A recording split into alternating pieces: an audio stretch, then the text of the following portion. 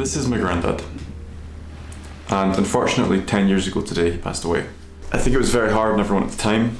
It was kind of an integral part to how our entire family dynamic worked. It being 2011, I can still remember not exactly being in the best position as a family financially, to the point where we'd joke about my granddad coming back to our house randomly with just a boot full of food that he'd just deliver to the front door. A lot of the time it was crisps, which isn't the most sustenance thing, but it was often crisps, because that's the sort of person that he was.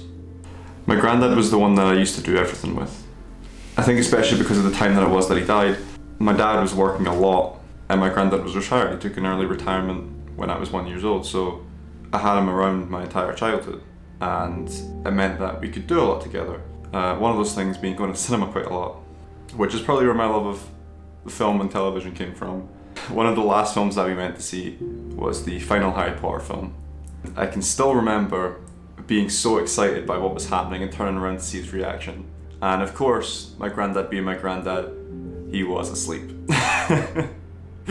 He never had a good sleep schedule, but I can remember him being asleep and being like, well, that's classic granddad. Until the very end of the film, when, spoilers, Voldemort blows up.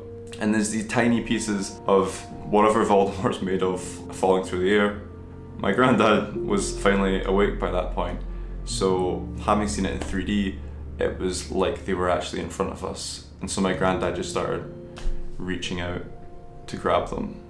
And I can remember that being a very funny and wholesome moment. Something that I missed when I was 11 was my granddad's funeral. What I did find out was that his best friend Colin gave a fantastic speech, which is something that I got to read years later, and something that I found very touching, so I thought I'd share that with anyone who is watching this just now.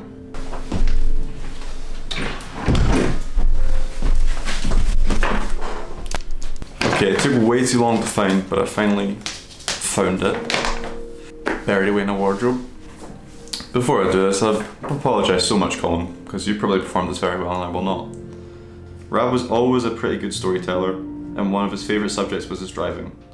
He was a nightmare driver, but he didn't mind admitting it. I don't know how many cars he bashed in his lifetime, but there were loads. I'd never forget the story he told me about driving a van when he was working for the examination board. He was out doing some deliveries, and when he got back to the board, he had to reverse the van to the car park. Now, he had two large wing mirrors that gave him a really good view of what was behind him, but nonetheless he still managed to reverse back and crash into a car. This made him really angry because the car was parked on a yellow line and it had been left sitting on a bend. According to Bobby, it must have been Eddie that parked there. Anyway, he gets out the van, walks around the back to inspect the damage, and then he spots it.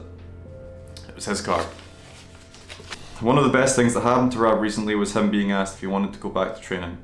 Morris, who runs the club, explained to him that the sports centre had spinning bikes and he was more than welcome to go up on a Thursday night, sit on a bike and pedal away at his own pace. Absolutely no pressure.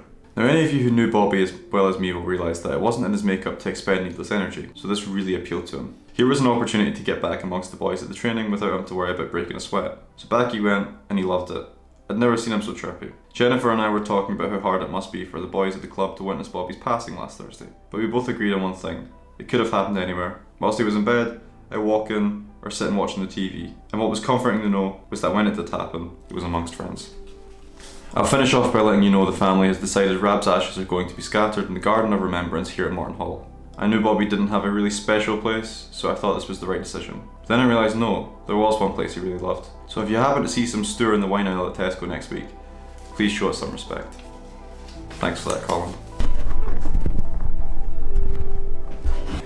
One of my very last memories of my granddad was going to the beach with him on the 16th of February 2012, and it really stuck out after he passed away because I realised that at that age all I wanted to do was play my Xbox, and I almost didn't go that day. In fact, if you look at the picture of me and my sisters, I have headset hair. You can see a very definitive dent in my head where I was wearing the headset for the Xbox right before we went.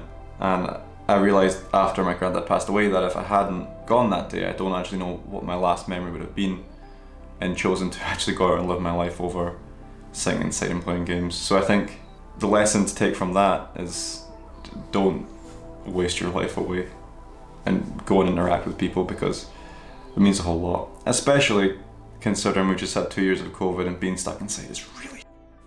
So, go do that. On that note, I'm not actually sure if I've been back to Portobello Beach since then. So I think I'm gonna go there right now. Oh, this is the carving stick, but you'll find out what that means.